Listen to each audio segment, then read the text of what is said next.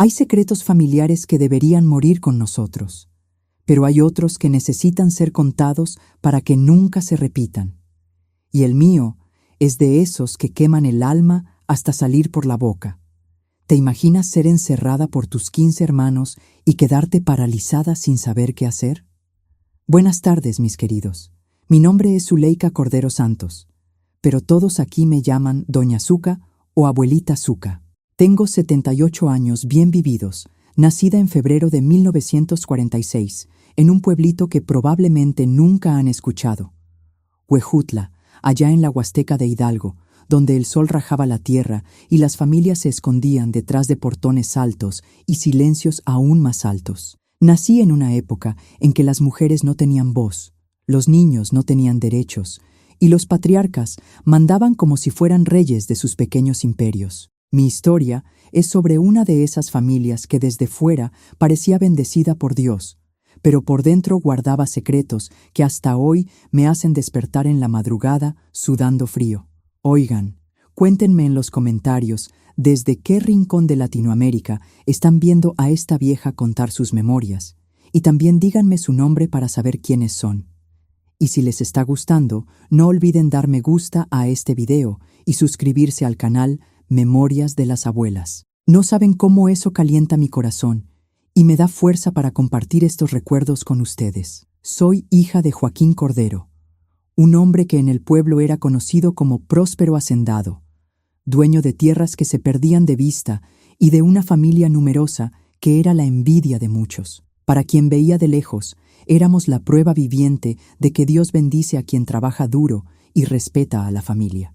Pero familia, mis queridos, a veces es solo una palabra bonita para disfrazar los mayores horrores que pueden ocurrir entre cuatro paredes. Mi padre era un hombre alto, de hombros anchos, manos callosas y voz que no necesitaba levantarse para ser obedecida. Tenía esos ojos pequeños y penetrantes que parecían ver a través de las personas, descubriendo mentiras antes incluso de que fueran dichas. Usaba siempre camisa de manta, sombrero de cuero y botas que hacían ruido en el piso de cemento de la casa grande, anunciando su presencia antes de que apareciera. Joaquín Cordero no era solo mi padre, era el patriarca absoluto de una familia que había crecido de una manera muy particular. Además de mí, que era la única niña, vivían en nuestra propiedad 15 niños y jóvenes, que él llamaba sus hijos, aunque no todos eran realmente sus hijos de sangre. La cosa había comenzado cuando yo era aún muy pequeña. Mi padre tenía una filosofía muy propia sobre familia y responsabilidad. Cuando algún hermano suyo pasaba por dificultades, cuando algún primo quedaba huérfano, cuando algún pariente lejano no tenía dónde dejar a sus hijos varones, papá abría las puertas de nuestra casa. La familia se ayuda, decía, y un hombre que se respeta no deja que sangre de su sangre pase necesidad. Así, a lo largo de los años, nuestra casa se fue llenando de niños. Estaban mis 3 hermanos legítimos, Juan, Pedro y Miguel, que eran hijos del primer matrimonio de papá. Estaban los 5 hijos que tuvo con mamá después de mí, Antonio, Francisco, José, Manuel y Severino. Y estaban los 7 primos que vinieron a vivir con nosotros en épocas diferentes. Hijos de tíos que murieron, de parientes que emigraron, de familias que se deshicieron por motivos que nadie me explicaba bien. Nuestra casa era inmensa, construida al estilo de las haciendas antiguas, con 3 salas diferentes, conectadas por pasillos largos y corredores que daban vuelta completa a la construcción. El ala principal era donde estaban las habitaciones de papá y mamá, la sala de visitas, el comedor y la cocina grande, donde doña Concepción, nuestra cocinera, preparaba comida para casi 20 personas todos los días. En el ala este estaban los cuartos de los muchachos mayores. Cada cuarto acomodaba a 2 o 3 de ellos, y era donde ocurrían las conversaciones de hombres, los secretos que yo no podía saber, las decisiones que se tomaban lejos de los oídos femeninos. En el ala oeste estaban los niños más pequeños, siempre supervisados por los mayores, en una jerarquía rígida que papá había establecido desde el primer día. Y yo tenía mi propio cuarto en el ala principal, muy cerca del cuarto de mis padres, como correspondía a la única niña de la casa.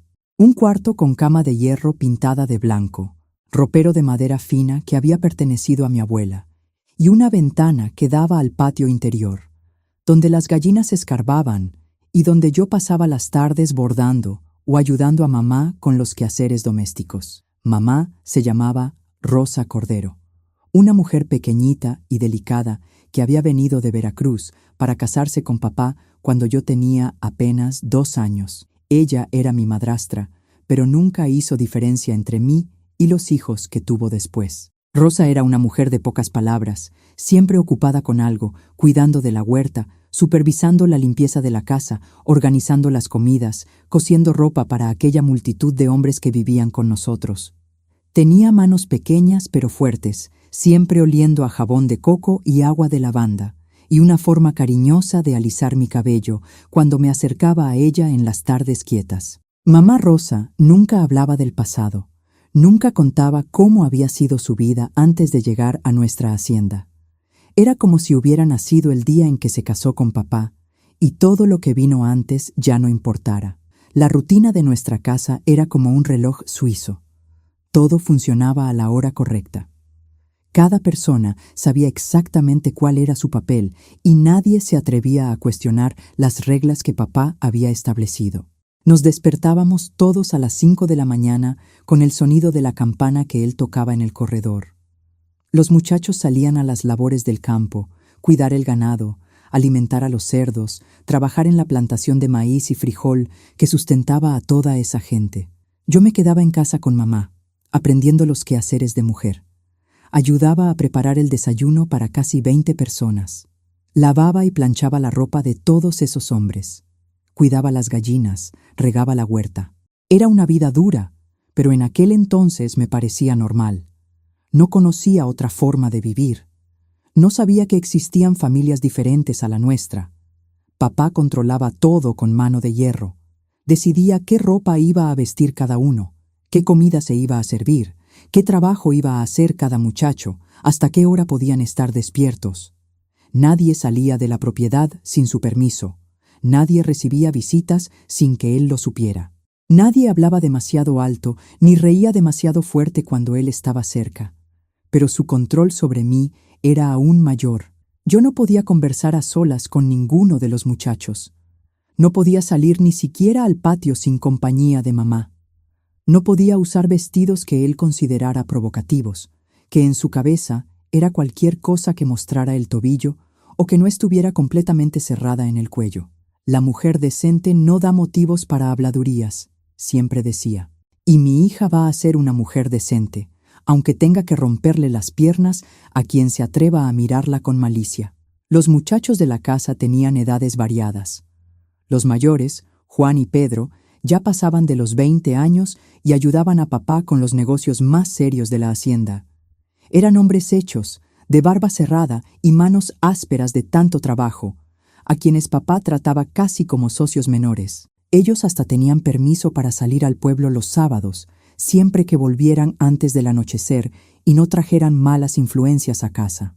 Los del medio, que incluían a mis hermanos legítimos, Miguel, Antonio y Francisco, tenían entre 15 y 19 años. Eran los más ruidosos, los que a veces probaban los límites de la paciencia de papá, los que soñaban con el día en que podrían salir de aquella propiedad y conocer el mundo de fuera. Pero también eran los más leales a papá, los que más reproducían sus comportamientos y sus opiniones. Y los más pequeños, de 10 a 14 años, eran una mezcla de primos huérfanos y mis hermanos menores. Vivían siempre asustados, siempre intentando agradar a los mayores, siempre con miedo de hacer algo mal que resultara en una paliza o un castigo que podía durar semanas. Porque papá no era hombre de conversación cuando alguien desobedecía. Su corrección venía en forma de trabajo doble, comida reducida o incluso unos buenos cintaronazos con el cinturón de cuero que usaba en la cintura. Quien no aprende con la palabra, aprende con el dolor, siempre decía.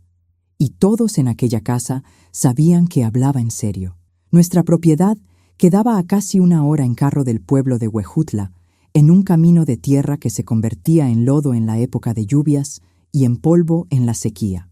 Estábamos aislados del mundo, una familia completa, viviendo casi como si fuera un pequeño país, con sus propias leyes y costumbres. A papá le gustaba esa vida aislada.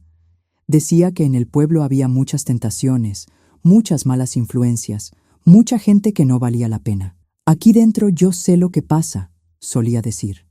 Sé quién entra, quién sale, qué hace cada uno. Aquí mi familia está protegida del mundo de fuera. Y era verdad, estábamos protegidos del mundo de fuera, pero nadie me protegía del mundo que existía dentro de aquella casa, en los pasillos oscuros, en los cuartos del fondo, en los silencios pesados que caían sobre todos nosotros siempre que papá salía para resolver negocios en el pueblo. Fue un viernes de marzo de 1960, cuando acababa de cumplir 14 años, que descubrí que existen tipos diferentes de protección y que a veces quien debería protegernos es exactamente a quien más debemos temer.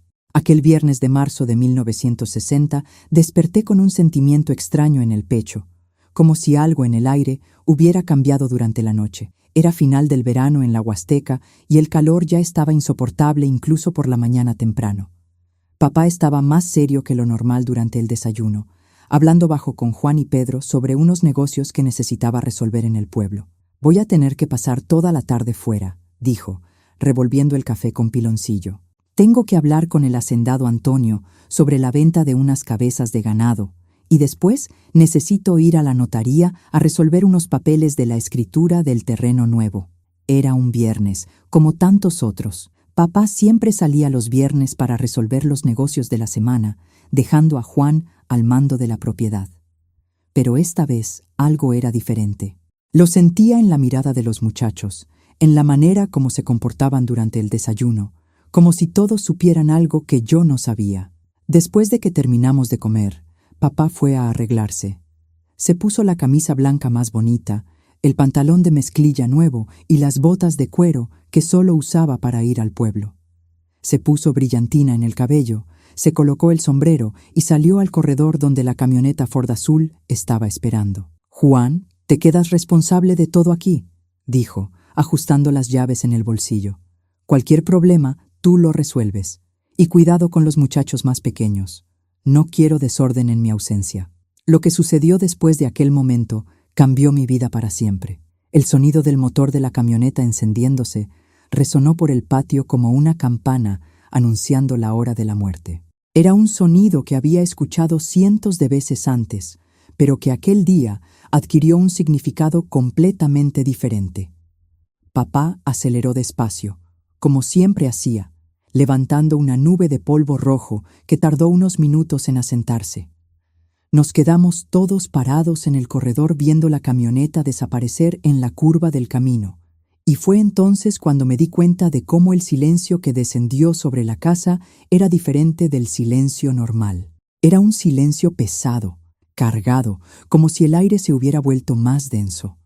Mamá Rosa entró a la cocina sin decir palabra y yo la seguí para ayudar con los platos del desayuno. Pero mientras lavábamos las tazas y los platos, sentía las miradas de los muchachos en mi espalda, como si estuvieran estudiándome, evaluándome.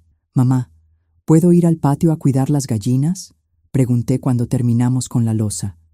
«Puedes, hija mía, pero no tardes, que hoy vamos a hacer el pan para la semana». Salí al patio tratando de ocuparme con las tareas normales del día, pero no podía quitarme de la cabeza la sensación de que algo estaba mal. Los muchachos andaban en grupos pequeños, susurrando entre ellos, dejando de hablar cuando yo pasaba cerca. Era como si existiera una conversación ocurriendo que yo no podía oír. Debe haber sido unas 2 horas después de que papá salió, cuando yo estaba en el gallinero recogiendo los huevos del día, que Miguel apareció en la puerta. Miguel era mi hermano de sangre, 3 años mayor que yo, un muchacho alto y delgado que siempre había sido cariñoso conmigo. Pero aquel día había algo diferente en su manera de mirarme. «Zuka, necesito hablar contigo», dijo con una voz que nunca le había escuchado antes. Era una voz baja, medio ronca, como si estuviera nervioso. «¿Qué pasa, Miguel? ¿Ocurrió algo?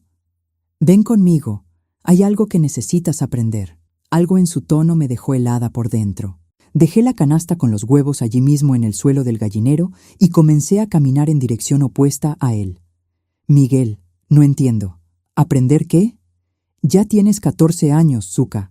Ya estás en edad de saber ciertas cosas sobre cómo las mujeres deben comportarse con los hombres de la familia. Sus palabras me golpearon como un balde de agua fría. Comencé a correr hacia la casa, pero él fue más rápido.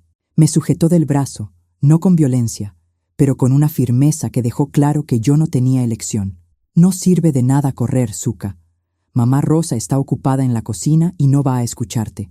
Y aunque te escuchara, ella sabe que esto es parte de tu educación.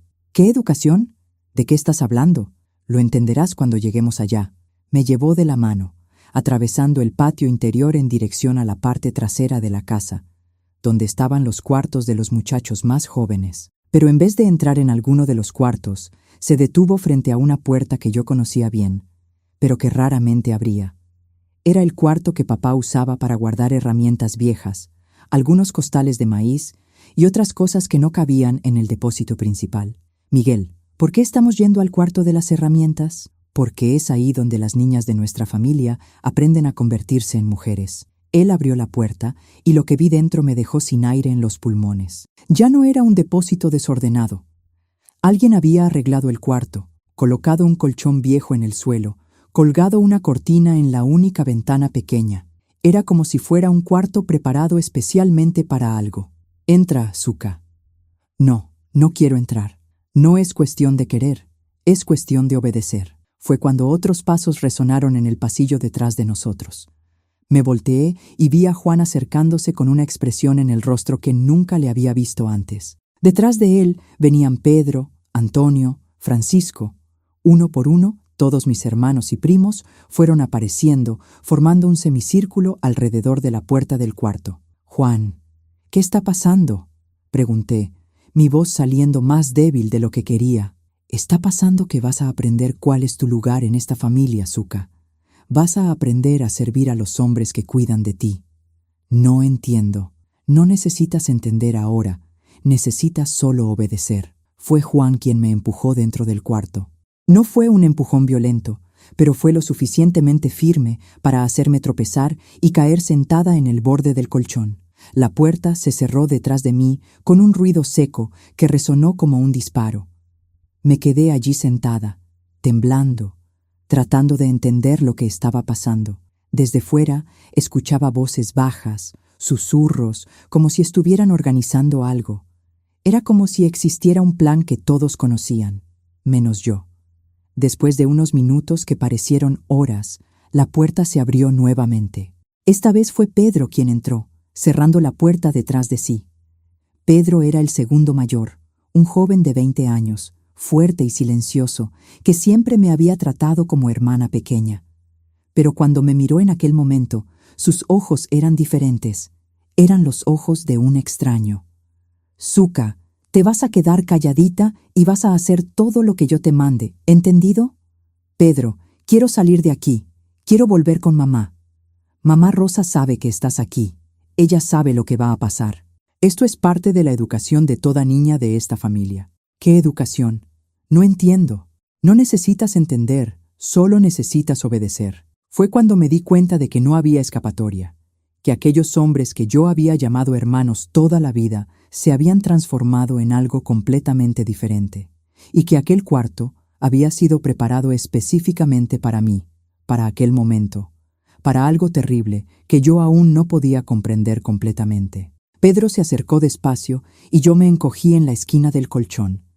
Mi mente corría, tratando de entender cómo había llegado a aquella situación, cómo los hombres que deberían protegerme se habían convertido en mi amenaza. Por favor, Pedro, no hice nada malo. ¿Por qué me están haciendo esto? No hiciste nada malo. Solo llegaste a la edad correcta. Fue entonces cuando se agachó a mi altura y sujetó mi barbilla con firmeza, forzándome a mirarle a los ojos. Ahora vas a aprender la primera lección sobre ser mujer en esta familia.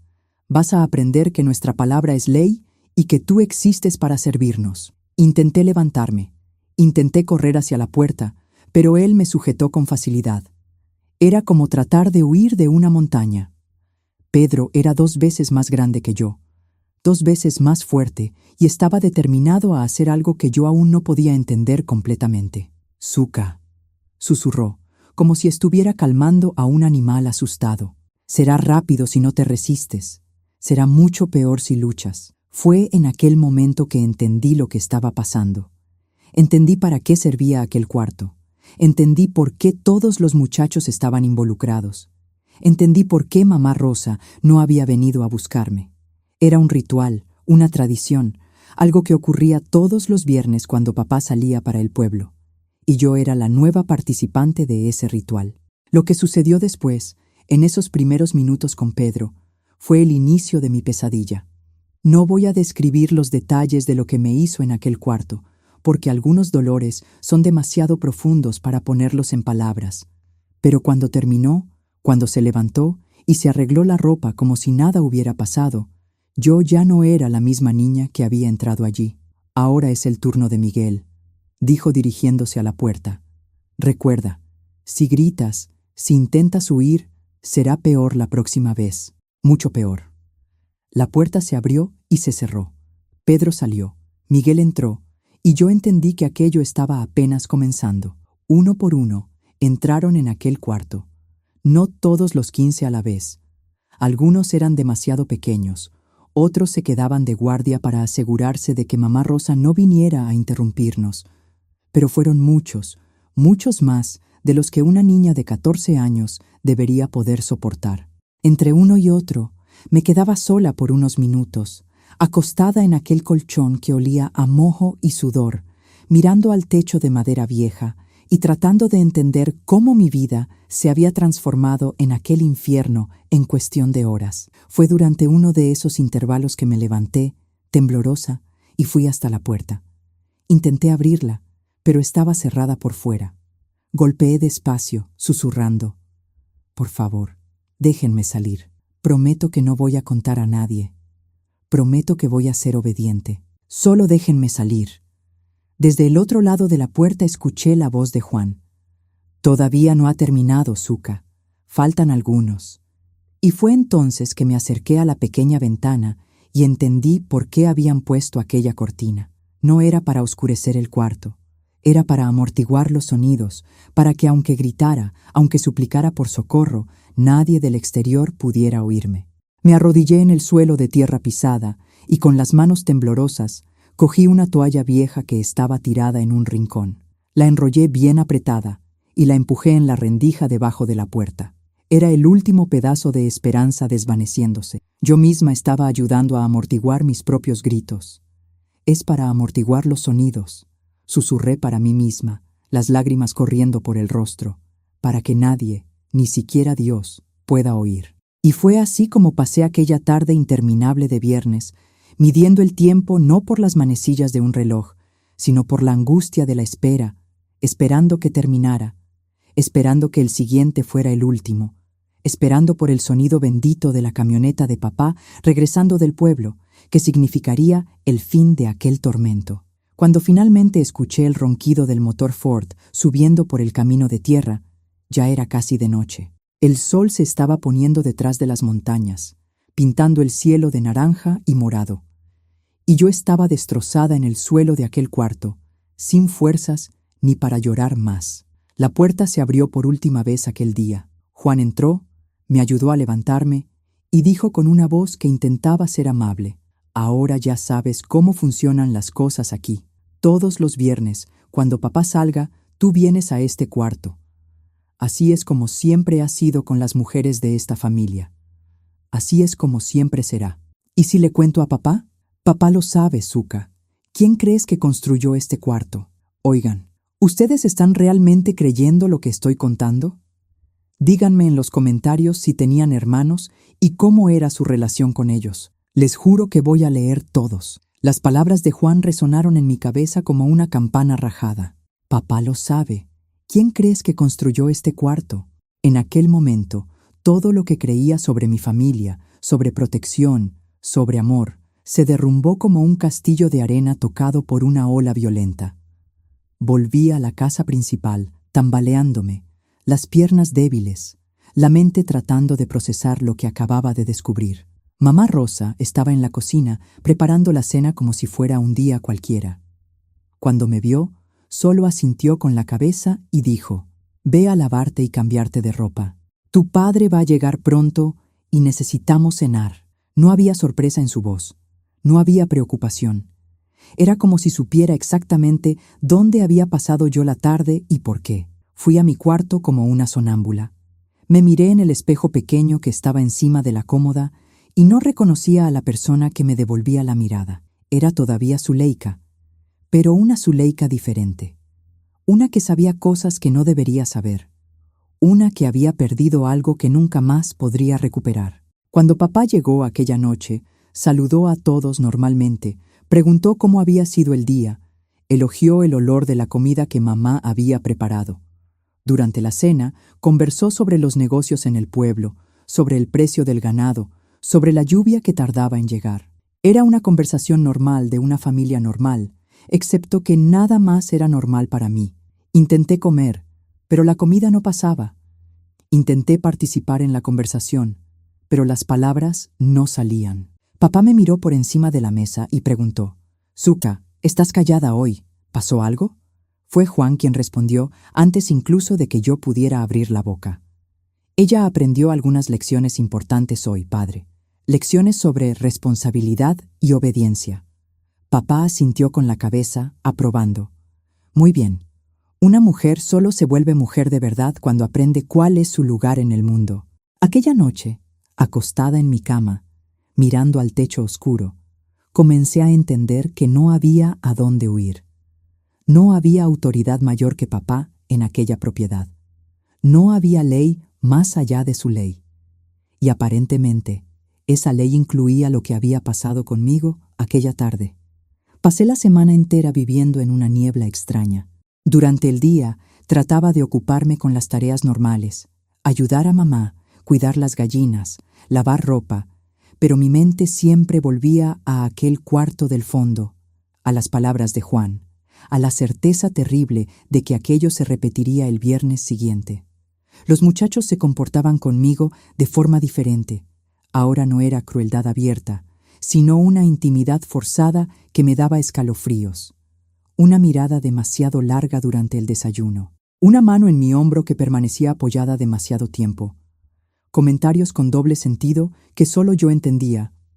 Miguel, mi propio hermano de sangre, comenzó a tratarme como si fuera su propiedad. Me mandaba a buscarle agua para lavarse, me mandaba a arreglarle la cama, me hablaba en un tono de autoridad que nunca había usado antes.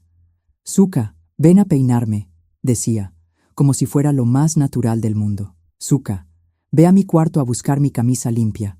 Zuka, olvidaste lavar mi pantalón. Ve a lavarlo ahora». Era como si después de aquel primer viernes yo me hubiera convertido en una empleada personal de todos ellos. No solo una hermana, sino algo menor, algo que existía para servir. Mamá Rosa observaba todo esto sin decir palabra.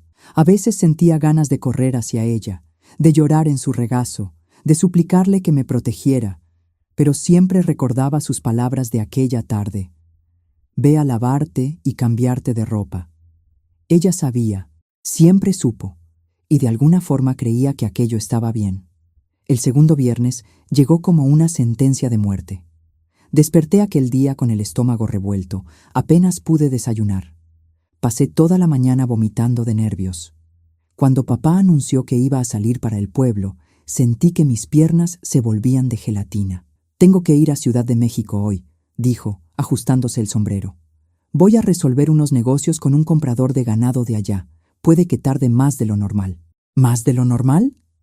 Eso significaba más tiempo en aquel cuarto del fondo, más tiempo de tormento, más tiempo de humillación. Esta vez, cuando escuché el sonido de la camioneta alejándose, no traté de engañarme pensando que tal vez no ocurriría nada. Yo sabía que iba a ocurrir. Sabía que era inevitable. Sabía que esa era mi vida ahora. Fue Antonio quien vino a buscarme esta vez. Antonio, que tenía 17 años y siempre había sido el más alegre de mis hermanos. Pero cuando apareció en la puerta de la cocina y dijo: «Ven, Zuka», su alegría había desaparecido. En su lugar había algo que me recordaba a papá, una autoridad fría e implacable. Fui con él porque no tenía elección. Caminé por los pasillos de la casa que conocía desde que nací, pero que ahora parecían extraños, amenazadores. Cada paso me llevaba más cerca de aquel cuarto que se había convertido en el centro de mi pesadilla. Esta vez, cuando llegué allí, vi que habían hecho algunas mejoras. Habían colocado una palangana con agua y jabón en un rincón para que me limpiara entre uno y otro. Habían colgado un espejo pequeño en la pared, como si necesitara verme durante aquella tortura. Habían incluso puesto una silla vieja donde ellos podían sentarse y esperar su turno. «Ya sabes cómo funciona», dijo Antonio, cerrando la puerta detrás de nosotros. «No necesito explicarte de nuevo». Y así comenzó mi segunda sesión en aquel infierno. Esta vez sabía qué esperar. Sabía que sería Pedro primero, después Miguel, después los otros. Sabía que duraría horas. Sabía que al final yo estaría quebrada en el suelo, esperando por el sonido de la camioneta de papá. Pero hubo una diferencia en esta segunda vez. Durante los intervalos, cuando me quedaba sola en aquel cuarto, comencé a observar los detalles a mi alrededor con más atención. Comencé a estudiar a cada persona que entraba, cada comportamiento, cada palabra. No era consciente aún, pero estaba comenzando a buscar grietas en aquel muro de crueldad. Fue durante el tercer viernes que me di cuenta de algo importante. No todos participaban con el mismo entusiasmo. Algunos parecían estar allí por obligación, no por voluntad propia. Algunos evitaban mirarme a los ojos, algunos temblaban casi tanto como yo. En particular, noté que Carlitos, uno de los primos más jóvenes, que tenía apenas 15 años, siempre quedaba último en la fila, y cuando llegaba su turno, siempre inventaba alguna excusa para no entrar. «Tengo dolor de estómago», decía. «Estoy muy cansado hoy. Creo que escuché ruido de carro en el camino». Los otros se burlaban de él, lo llamaban sensible, niñita, pero Juan siempre acababa dejándolo pasar, tal vez porque sabía que papá llegaría pronto y era mejor no insistir. En el cuarto viernes, algo cambió. Carlitos no estaba ni en la fila. Cuando preguntaron por él, Miguel dijo que estaba enfermo, con fiebre, en cama. Pero yo sabía que no era verdad. Lo había visto trabajando en la huerta temprano por la mañana, saludable como siempre. En el quinto viernes, lo mismo. Carlitos enfermo nuevamente. Y esta vez, cuando Francisco fue a buscarlo para asegurarse de que estaba realmente en su cuarto, no lo encontró en ninguna parte. «Debe haber ido a pescar al arroyo», dijo Juan, pero había irritación en su voz. «Déjalo, ya estamos perdiendo demasiado tiempo». Fue en ese quinto viernes que tomé una decisión que lo cambiaría todo. Mientras estaba en aquel cuarto, sufriendo lo que se había convertido en mi rutina semanal de horror, comencé a planear. Comencé a pensar en Carlitos. Comencé a preguntarme si él podría ser la grieta que yo estaba buscando. Carlitos era hijo de un tío de papá que había muerto en un accidente de trabajo 3 años antes. Su madre se había mudado a Guadalajara poco después, pero no tenía condiciones para llevar al hijo con ella. Papá había ofrecido criar al niño y todos pensaron que era un gesto de bondad y generosidad. Pero yo comencé a preguntarme si Carlitos veía las cosas de la misma forma. Si para él aquella casa era un hogar o una prisión, si participaba de aquellos rituales por voluntad propia o por miedo, si él, como yo, estaba buscando una forma de escapar. Durante la semana que siguió, comencé a observar a Carlitos con más atención. Noté que siempre se mantenía más alejado de los otros muchachos. Noté que durante las comidas comía en silencio, mirando al plato, como si quisiera volverse invisible. Noté que por la noche, cuando los otros se quedaban en el corredor conversando y riendo, él desaparecía a algún lugar. Una noche de jueves, descubrí a dónde iba. Desperté en medio de la madrugada para ir al baño y al pasar por la ventana del pasillo, vi una sombra pequeña en el patio. Era Carlitos sentado solo bajo el aguacate grande, mirando a las estrellas. Había algo en su postura que me llamó la atención. No era la postura de alguien que solo estaba relajándose después de un día de trabajo. Era la postura de alguien que estaba sufriendo, alguien que estaba perdido, alguien que tal vez estaba buscando respuestas en el cielo nocturno. El viernes siguiente, cuando papá anunció que iba a viajar a Pachuca a resolver unos problemas con la documentación de unas tierras, sentí el familiar nudo en el estómago. Pero esta vez, junto con el miedo, había algo más. Había un plan formándose en mi cabeza. Cuando Juan vino a buscarme, como siempre hacía, Fui con él sin resistir. Entré en aquel maldito cuarto por sexta vez. Me acosté en aquel colchón que ya conocía tan bien y esperé. Pero esta vez estaba prestando atención a quién entraba y quién no entraba. Pedro entró primero, como siempre. Luego Miguel, luego Antonio. Uno por uno. Fueron entrando y saliendo, usándome como si yo fuera un objeto, como si no tuviera sentimientos, como si no fuera gente. Pero cuando se acercaba el final, cuando ya eran casi las 5 de la tarde y el sol comenzaba a ponerse, noté que Carlitos no estaba en la fila de nuevo. Y esta vez, cuando Francisco fue a buscarlo, volvió con una expresión preocupada. No lo encontré en ninguna parte. Busqué en el cuarto, en la huerta, en el corral, en el arroyo, nada. Entonces olvídalo, dijo Juan irritado. Si no quiere participar, problema suyo. Cuando papá llegue y descubra que está huyendo de sus responsabilidades, que se explique él. Pero yo sabía que Carlitos no estaba huyendo de responsabilidades, estaba huyendo de la tortura. Y en aquel momento, mirando al techo de aquel cuarto, donde todo lo malo que había ocurrido en mi vida había comenzado, tuve la certeza de que había encontrado mi grieta. Carlitos era como yo. Carlitos estaba sufriendo y tal vez, solo tal vez, estaría dispuesto a ayudarme a romper aquel ciclo de horror en que se había convertido nuestra vida. En la semana que siguió, mi vida se transformó en una estrategia cuidadosa de observación. Sabía que necesitaba acercarme a Carlitos de alguna forma, pero también sabía que no podía ser obvia. Cualquier movimiento en falso, cualquier conversación sospechosa, y Juan, o uno de los otros, podría desconfiar y hacer todo aún peor para mí. Durante los días, continué con mis obligaciones normales: ayudar a mamá Rosa en la cocina, cuidar las gallinas, lavar ropa. Pero ahora cada tarea tenía un propósito doble. Cuando iba a buscar leña al patio trasero, buscaba a Carlitos. Cuando tendía la ropa en el tendedero, estaba pendiente de sus movimientos.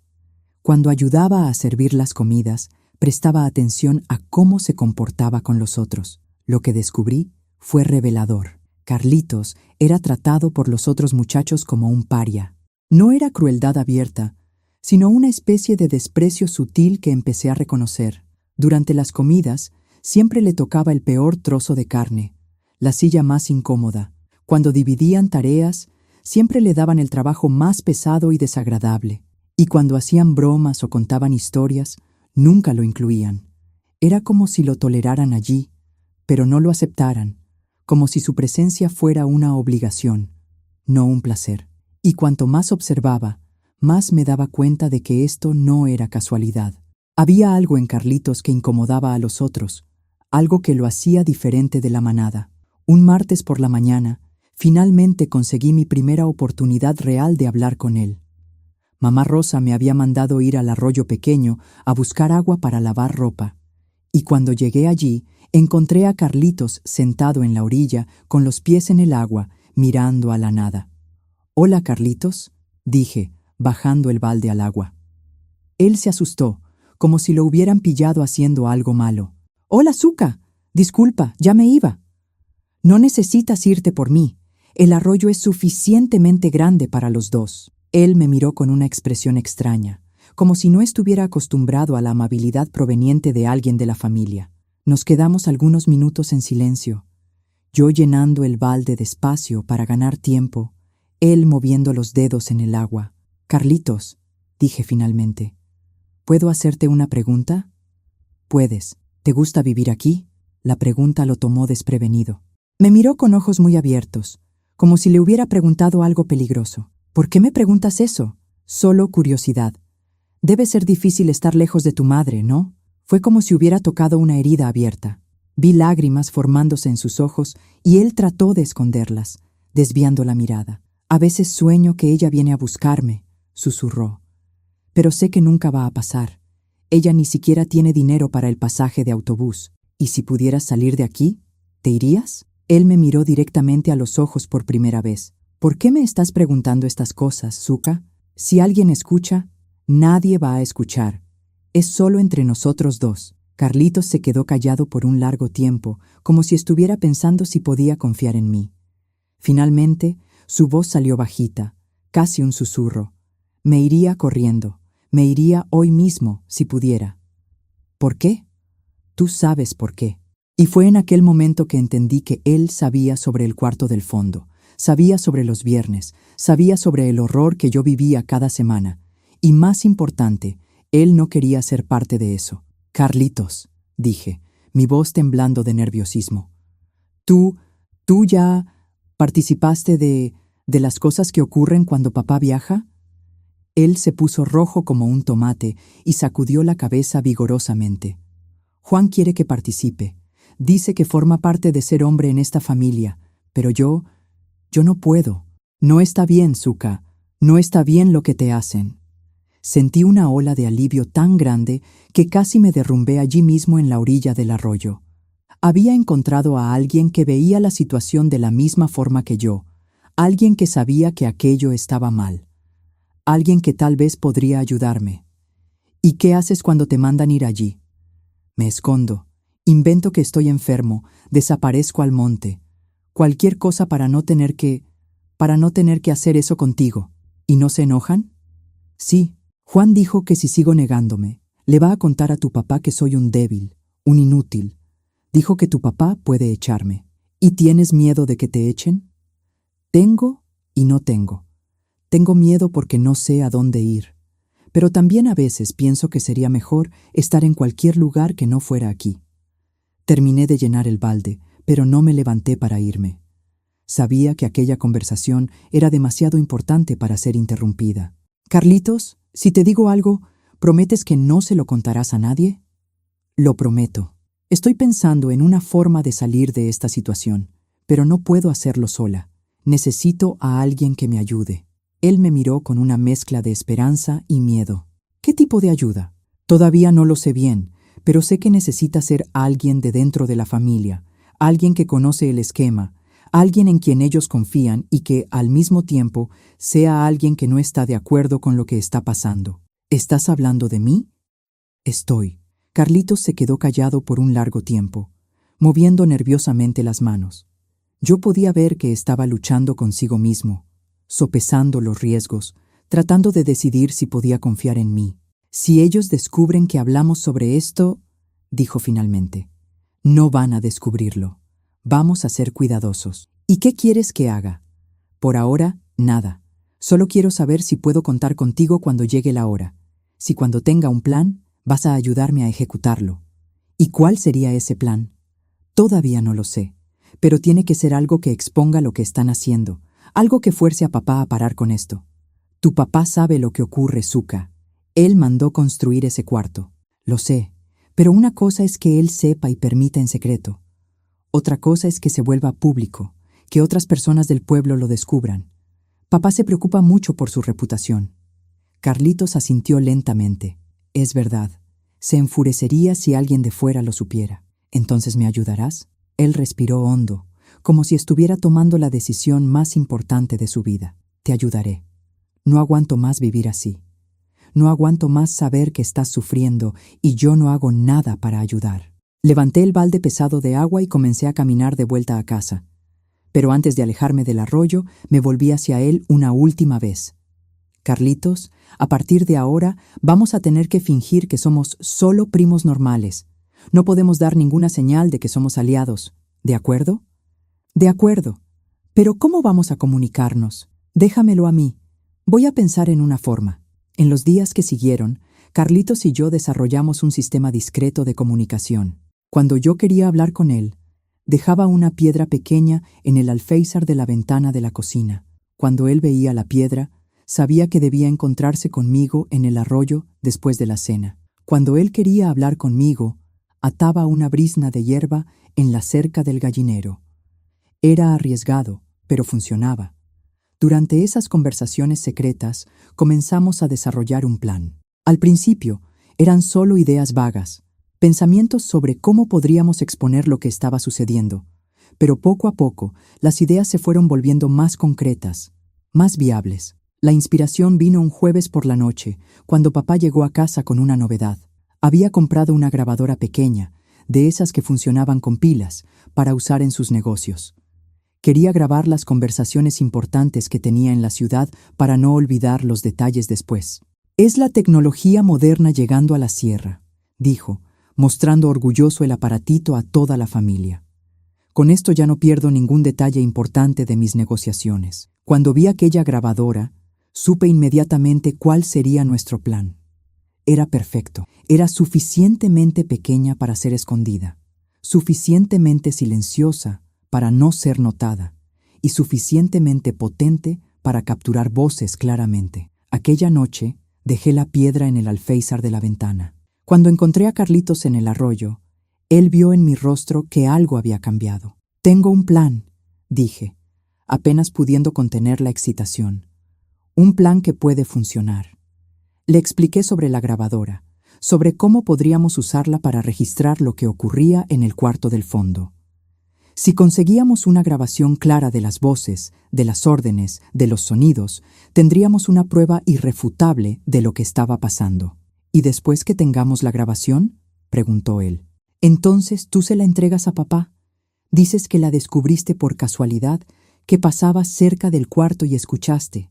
Finges que te horrorizaste, que no sabías que esto estaba pasando. ¿Y por qué yo haría eso?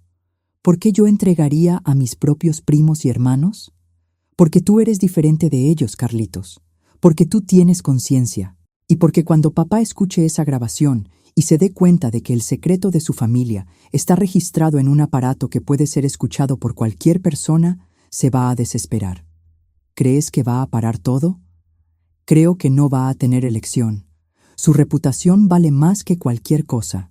Si existe el riesgo de que esa grabación llegue a oídos de alguien de fuera de la familia, hará cualquier cosa para que eso no ocurra». Carlitos estuvo pensando unos minutos, visualizando el plan en su cabeza. «¿Cuándo quieres hacerlo?» «El próximo viernes.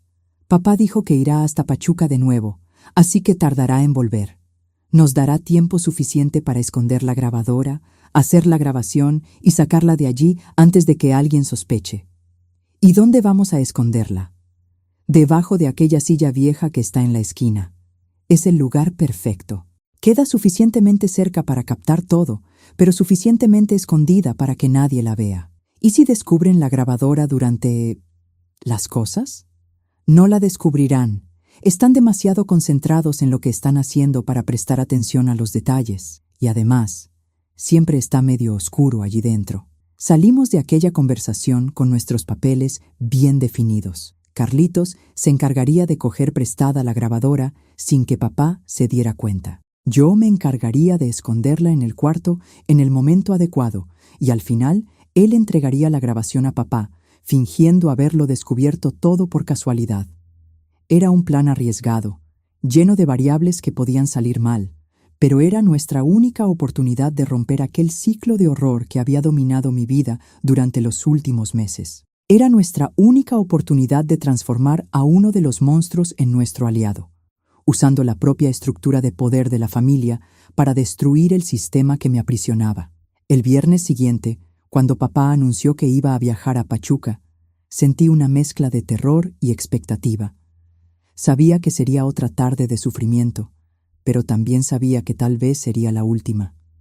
Si nuestro plan funcionaba, si conseguíamos la grabación que necesitábamos, todo cambiaría. La grabadora estaba escondida en mi ropa interior, pequeña y caliente contra mi piel. Carlitos había conseguido cogerla la noche anterior, cuando papá estaba distraído conversando con mamá Rosa sobre los precios del maíz.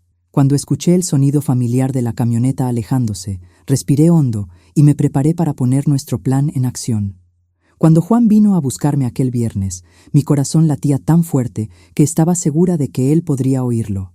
La pequeña grabadora estaba escondida en mi blusa, caliente contra la piel, pareciendo pesar mucho más de lo que realmente pesaba. Cada paso hacia el cuarto del fondo era una lucha entre el terror de lo que iba a ocurrir y la esperanza de que finalmente tuviéramos una salida.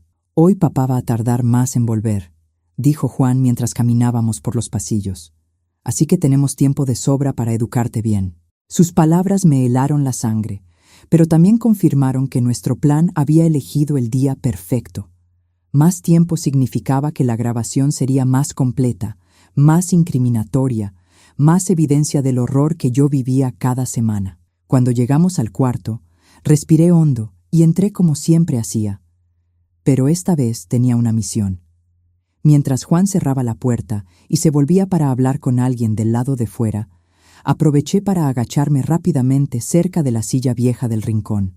Con movimientos que había ensayado mentalmente cientos de veces, saqué la grabadora de la blusa y la empujé debajo de la silla, encendiéndola en el mismo movimiento. «¿Qué estás haciendo ahí abajo?», preguntó Juan, volviéndose hacia mí. Se cayó un botón de mi blusa. Mentí, levantándome rápidamente. Ya lo encontré. Él no sospechó nada. ¿Por qué sospecharía? Para ellos yo era solo un objeto, una muñeca que no tenía pensamientos propios, que no era capaz de planear nada. Esa subestimación de ellos fue exactamente lo que salvó nuestro plan. Lo que ocurrió en las horas siguientes fue el mismo horror de siempre, pero esta vez lo soporté, sabiendo que cada palabra cruel, cada orden humillante, cada sonido degradante estaba siendo registrado en aquel aparatito pequeño escondido en la esquina del cuarto. Era como si estuviera recogiendo munición para una guerra que finalmente iba a poder luchar. Pedro entró primero, como siempre, pero esta vez, cuando comenzó a hablarme en aquel tono de autoridad que yo conocía tan bien, pensé en la grabadora, captando cada palabra. «Hoy vas a aprender unas cosas nuevas, Zuka. Cosas que una mujer decente necesita saber para agradar a un hombre». Miguel vino después, y con él vino una crueldad verbal que era casi peor que el resto. Le gustaba humillar con palabras, explicarme exactamente cuál era mi lugar en aquella familia, cuál era mi papel como única mujer de la casa. «Existes para servirnos, Zuka. Papá te crió para eso, para ser nuestra propiedad, nuestra diversión». Cada palabra entraba en la grabadora como una confesión. Cada frase se convertía en evidencia de lo que realmente ocurría en aquella casa que desde fuera parecía tan bendecida por Dios. Uno por uno entraron y salieron. Antonio, Francisco, José, Severino, algunos de los primos mayores, cada uno dejando su marca de crueldad registrada en aquel aparato que ni siquiera soñaban que existía. Lo más difícil fue cuando llegó el turno de Manuel, mi hermano menor de sangre, que tenía apenas 16 años. Ver a alguien a quien yo había ayudado a criar, que yo había cuidado cuando era pequeño, tratándome como si yo fuera menos que humana, fue un dolor que cortó más profundo que cualquier herida física. «Perdona, Zuka», susurró cuando entró. «Pero Juan dijo que si no hago esto, le contará a papá que soy débil». «¿Y tú sabes lo que papá hace con quien él cree que es débil?». Era la primera vez que alguien pedía perdón. Era la primera vez que alguien mostraba que sabía que aquello estaba mal. Y aunque era solo una pequeña grieta en la crueldad, dolió aún más, porque mostró que ellos sabían exactamente lo que me estaban haciendo. Las horas pasaron como siempre pasaban, lentamente, dolorosamente, marcadas solo por la sucesión de rostros que entraban y salían de aquel cuarto maldito. Pero esta vez había algo diferente en el aire. Había esperanza, había la certeza de que aquella sería la última vez. Cuando finalmente escuché el sonido de la camioneta de papá subiendo por el camino de tierra, ya era casi de noche. Los últimos rayos de sol entraban por la pequeña ventana, pintando el cuarto con una luz anaranjada que parecía irreal después de tantas horas de horror. Juan entró por última vez para darme las instrucciones habituales sobre mantener el secreto, sobre cómo debía comportarme durante la cena, sobre las consecuencias terribles que me esperaban si me atrevía a contar algo a papá. «Recuerda siempre, Zuka, papá sabe que esto ocurre. Él quiere que sea así. Si intentas cambiar las cosas, será mucho peor para ti». Cuando salió, me quedé sola en el cuarto por unos minutos. Esperé para tener certeza absoluta de que no había nadie cerca. Después me arrastré hasta la silla del rincón y cogí la grabadora. Estaba caliente, aún funcionando, aún registrando. Con manos temblorosas de nerviosismo y emoción, la apagué y la escondí de nuevo en mi blusa. Salí del cuarto como una sombra.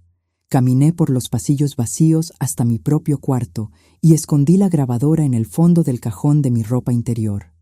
Era la evidencia que necesitábamos. Era nuestra arma contra años de terror. Aquella noche, Durante la cena, representé el papel de siempre. Niña callada, sumisa, que había pasado una tarde tranquila ayudando a mamá Rosa con los quehaceres domésticos. Papá contó sobre los negocios en Pachuca, sobre las personas que había encontrado, sobre los precios del ganado, que estaban mejores de lo esperado. Fue un día productivo, dijo, cortando el trozo de carne asada que mamá había preparado. Resolví unos negocios importantes, hice unos contactos nuevos. Nuestra familia está prosperando, gracias a Dios. Si él supiera lo que realmente había ocurrido en aquella casa mientras estaba fuera, si supiera que su prosperidad estaba siendo construida sobre el sufrimiento de su propia hija, pero pronto lo sabría. Pronto escucharía cada palabra, cada gemido, cada orden cruel que había sido registrada en aquella pequeña cinta escondida en mi cuarto. El sábado por la mañana, dejé la piedra en el alféizar de la ventana de la cocina. Cuando encontré a Carlitos en el arroyo después del almuerzo, él vio inmediatamente en mi rostro que el plan había funcionado. «¿Lo conseguiste?», preguntó, apenas pudiendo contener la ansiedad. «Lo conseguí. Está todo grabado, cada palabra, cada voz, cada cosa horrible que dijeron». Saqué la grabadora de mi blusa y la puse en su mano. Parecía demasiado pequeña para cargar tanto peso, tanta evidencia, tanto poder de cambio. «¿Y ahora? Ahora haces tu parte. Vas a ver a papá mañana por la mañana, bien temprano, antes de que salga para el trabajo. Le dirás que encontraste esto tirado en el patio, que sentiste curiosidad y decidiste escucharlo. Fingirás que te horrorizaste con lo que escuchaste. ¿Y si desconfía de mí? Si le parece extraño que yo encontrara justamente esto, no va a desconfiar. Tú eres solo un primo huérfano que vive aquí por caridad. Para él no tienes valor ni inteligencia suficiente para planear algo así». Carlitos guardó la grabadora en el bolsillo del pantalón, pero había duda en sus ojos.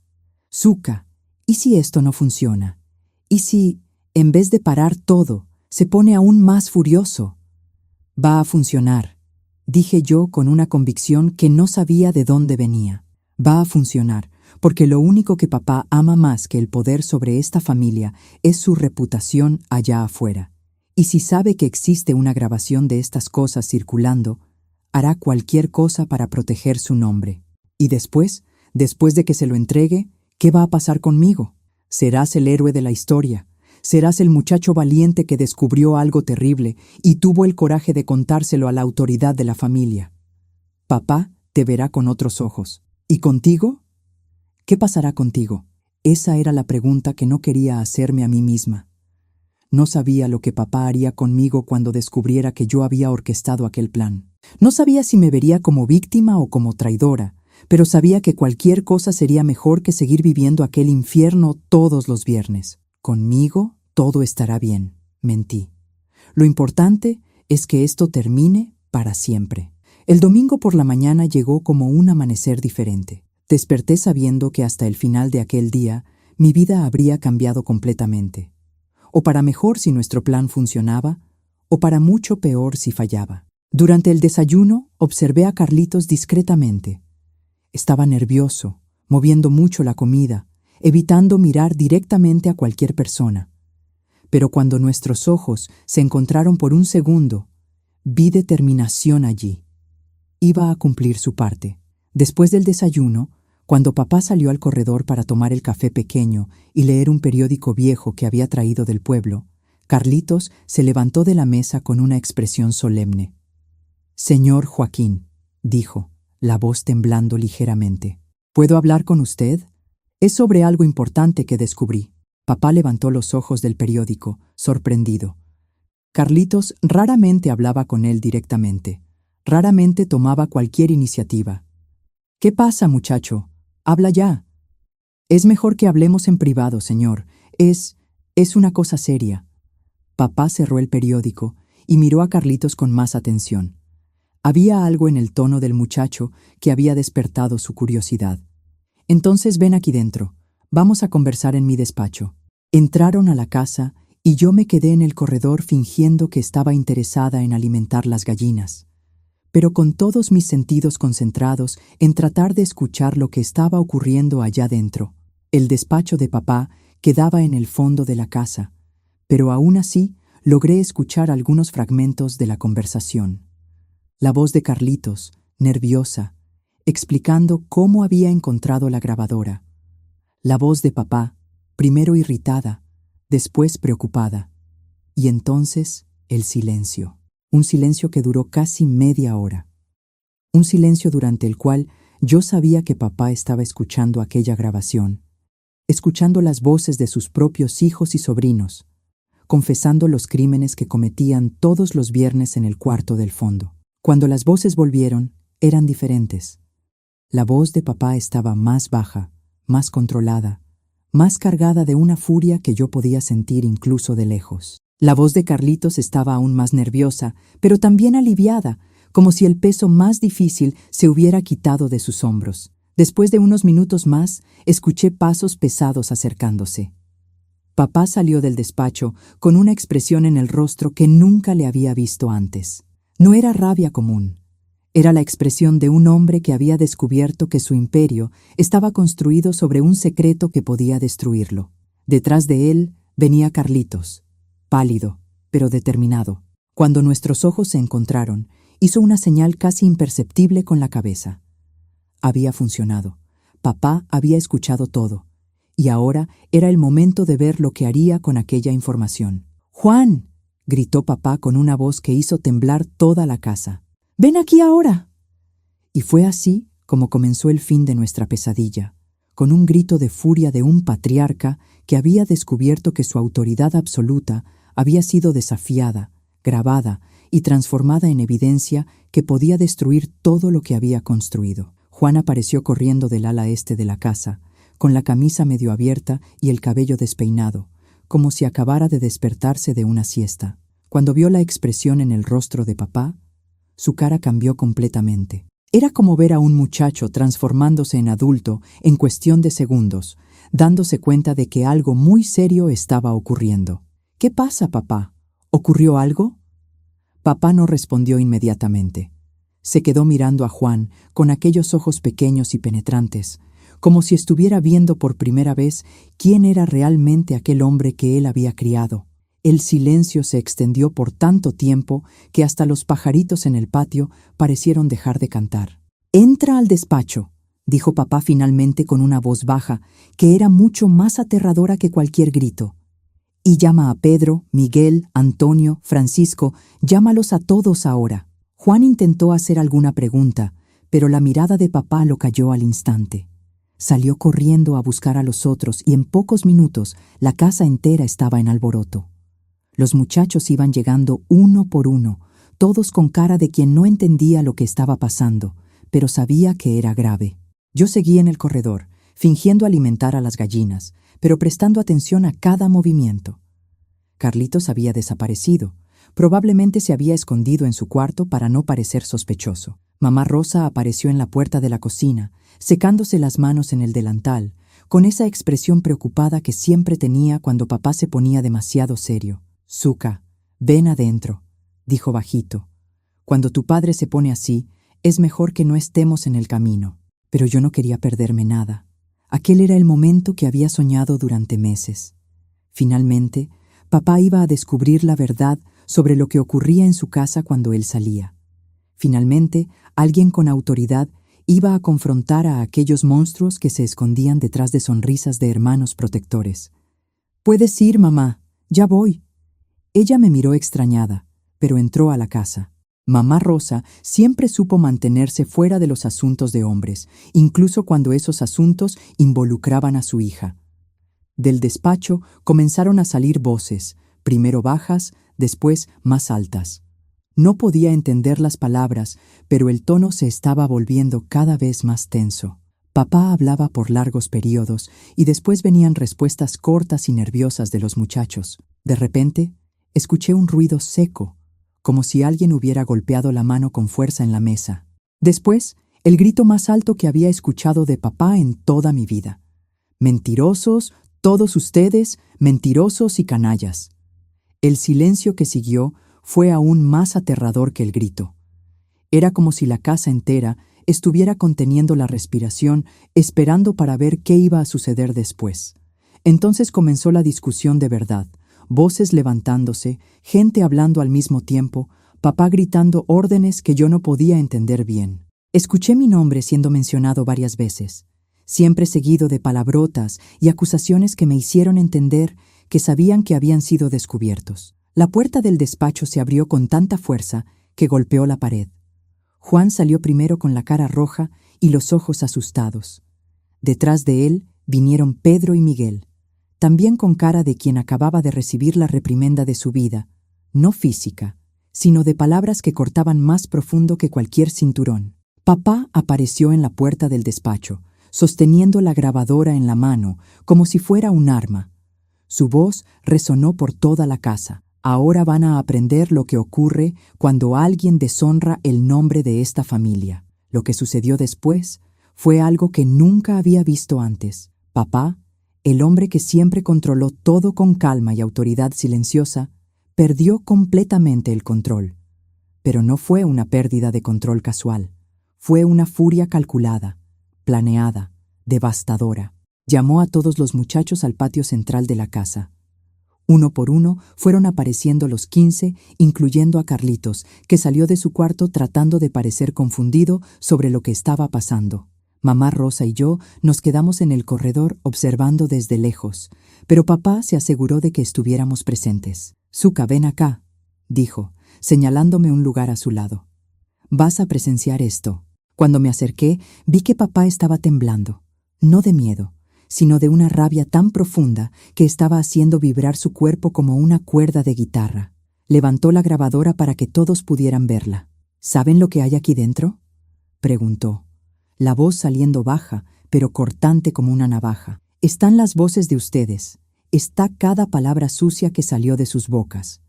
Está la prueba de que mis propios hijos se convirtieron en animales sin mi permiso». Juan intentó decir algo, pero papá lo cortó con una mirada que podría matar. «Cállate. Hablarás cuando yo te lo ordene». Papá comenzó a caminar de un lado a otro frente a aquellos hombres, como un general inspeccionando soldados que habían cometido traición. Cada paso suyo resonaba en el piso de cemento como una sentencia de muerte. «¿Pensaron que yo era idiota?», preguntó. «¿Pensaron que podían hacer lo que quisieran en mi casa, con mi hija, a mis espaldas, y que yo nunca lo descubriría?» «Papá, podemos explicar», intentó Miguel. «¿Explicar qué?». El grito de papá fue tan alto que hasta los perros del vecindario comenzaron a ladrar. «¿Vas a explicar cómo convirtieron a mi hija en una...?» No pudo terminar la frase. Por un momento, pensé que iba a llorar, pero en vez de lágrimas, lo que vino fue más rabia. «Han deshonrado a esta familia», dijo ahora, hablando bajo de nuevo, lo que era aún más aterrador. «Han deshonrado mi nombre. Han deshonrado el nombre de sus antepasados, y peor de todo, lo hicieron a escondidas de mí, como si fueran criminales desgraciados». Fue entonces que entendí cuál era la verdadera cuestión para papá. No era lo que me habían hecho, era el hecho de haberlo hecho sin su autorización. Era la desobediencia, no el crimen. Era la falta de respeto a su autoridad, no el sufrimiento que me habían causado. «Juan», dijo papá, señalando al hijo mayor, «tú eras el responsable de esta casa en mi ausencia. Era tu obligación mantener el orden y la decencia. En vez de eso, tú organizaste esto». Juan trató de defenderse. «Papá, pensé que usted sabía que era normal». «¿Normal?». Papá dio 2 pasos en dirección a Juan, y el hombre de 22 años retrocedió como si fuera un niño de 5. «Normal es respetar las reglas de la casa. Normal es pedir permiso. Normal es mantener la dignidad de la familia». Entonces, papá se volvió hacia todos los demás e hizo el anuncio que lo cambió todo. «A partir de hoy, las cosas van a ser diferentes en esta casa, muy diferentes». Comenzó por los castigos inmediatos. Juan perdió todos los privilegios de hijo mayor. Ya no podía salir al pueblo los sábados. Ya no podía tomar decisiones sobre la hacienda. Ya no podía dar órdenes a nadie. Pedro recibió el mismo trato. Miguel, Antonio y Francisco fueron rebajados a simples trabajadores, sin derecho a opinar sobre nada. «Van a trabajar de sol a sol», dijo papá. «Van a comer después de todos. Van a dormir en el suelo si es necesario. Van a aprender lo que es el respeto por las malas». Pero el castigo mayor vino después. Y hay una cosa más. Nunca más van a dirigirle una palabra a Zuka. Nunca más van a mirarla. Nunca más van a respirar el mismo aire que ella, si puedo evitarlo. Papá se volvió hacia mí y por primera vez, desde que todo había comenzado meses atrás, vi algo parecido al cariño en sus ojos. No era exactamente amor paternal, pero al menos era reconocimiento de que yo existía como persona, no solo como propiedad. Zuka, vas a tener un cuarto nuevo en el ala principal, al lado del nuestro. Tendrás una llave, tendrás privacidad, y si cualquiera de estos canallas se acerca a ti, puedes venir a contármelo que yo le rompo el cuello. Entonces hizo algo que me sorprendió completamente. Se volvió hacia Carlitos y dijo: Carlitos, hiciste lo correcto. Mostraste tener carácter cuando todos los demás mostraron ser sinvergüenzas. A partir de hoy, tú eres mi mano derecha. Me ayudarás a mantener el orden en esta casa. Carlitos se puso rojo y solo asintió con la cabeza. Nuestros ojos se encontraron por un segundo y vi que estaba tan sorprendido como yo con el giro de los acontecimientos. Papá no había terminado. Se volvió hacia los otros e hizo el anuncio final. Y para que nunca más se olviden de lo que ocurre cuando alguien desobedece las reglas de esta casa, fue hasta el cuarto del fondo. Aquel cuarto maldito que había sido el centro de mi pesadilla durante tantos meses. Volvió con una lata de queroseno. Van a quemar este cuarto, dijo. Van a quemar todo lo que hay dentro, el colchón, la silla, todo. Y después van a tirar las paredes hasta convertirlas en polvo. Presenciar la quema del cuarto fue como ver mi pesadilla ardiendo también. Las llamas lamían las paredes donde yo había sufrido tanto, consumiendo cada mal recuerdo, cada momento de terror. Cuando todo se convirtió en cenizas, sentí como si una parte de mi alma hubiera sido finalmente liberada. Pero papá aún no había terminado con los cambios. En los días que siguieron, reestructuró completamente la jerarquía de la casa. Los muchachos que habían participado en lo que él llamaba conspiración contra la familia fueron todos degradados. Algunos de los primos más jóvenes, que no habían participado por ser demasiado pequeños, fueron promovidos a posiciones de confianza. La dinámica familiar cambió radicalmente. Durante las comidas había un silencio pesado. Juan, Pedro y Miguel comían con la cabeza baja, como perros avergonzados. Carlitos se sentaba al lado de papá, recibiendo orientaciones sobre los trabajos de la hacienda. Y yo, finalmente podía comer en paz, sin sentir miradas depredadoras sobre mí. Mamá Rosa nunca comentó nada sobre lo que había pasado. Era como si se hubiera despertado un día y descubierto que las reglas de la casa habían cambiado de la noche a la mañana y simplemente hubiera aceptado la nueva realidad. Quizás siempre supo que algún día las cosas iban a estallar. Quizás hasta estaba aliviada. Lo más impresionante fue ver cómo papá asumió el control total de la situación. No solo castigó a los culpables, reconstruyó todo el sistema familiar de forma que algo así nunca más pudiera ocurrir. Estableció nuevas reglas, nuevos horarios, nueva supervisión. Era como si se hubiera dado cuenta de que su imperio casi se había derrumbado por causa de su ausencia y ahora estaba determinado a no salir nunca más de la casa sin tener certeza absoluta de que todo estaba bajo control. Para mí, fue como renacer. Por primera vez en meses, pude andar por la casa sin miedo. Pude dormir sin tener pesadillas. Pude despertar los viernes sin sentir terror en el estómago. El sonido de la camioneta de papá saliendo ya no era la señal de mi infierno. Era solo el sonido de un carro saliendo. Carlitos se convirtió en mi protector silencioso.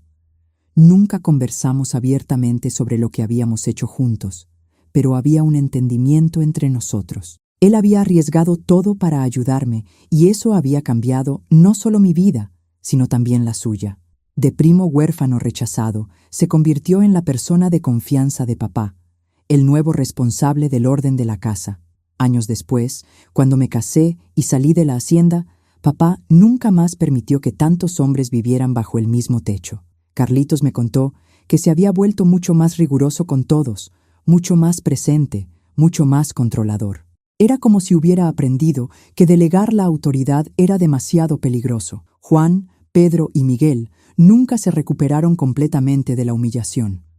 Siguieron viviendo en la hacienda, trabajando como empleados de su propio padre, pero sin tener nunca más la confianza o el respeto que tenían antes. Fue un castigo que duró para el resto de sus vidas.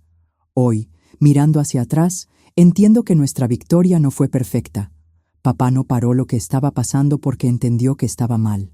Paró porque descubrió que estaba siendo traicionado. Pero el resultado final fue el mismo. Fui liberada de un infierno que parecía no tener fin. La fuerza que encontré para planear y ejecutar aquel plan cambió quién era yo para siempre. Descubrí que, incluso en la situación más desesperada, siempre existe una grieta en el muro, siempre existe un aliado inesperado, siempre existe una forma de transformar la propia estructura que nos oprime en un arma para nuestra liberación. Mis queridos, felicidades por haberme escuchado hasta aquí.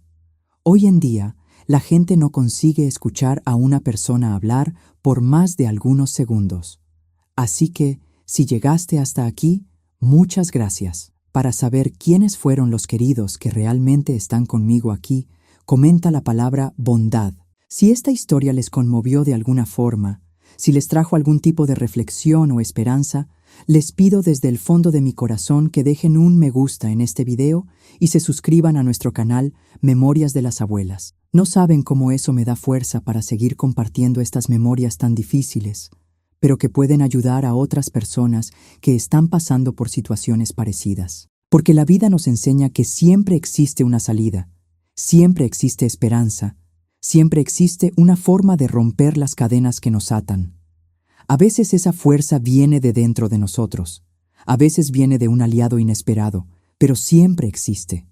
Lo importante es nunca dejar de buscarla. Gracias por acompañarme en este viaje doloroso, pero necesario. Recuerden siempre, son más fuertes de lo que imaginan. Y no importa cuán oscura parezca la situación, siempre existe una luz al final del túnel, esperando para guiarlos hacia la libertad.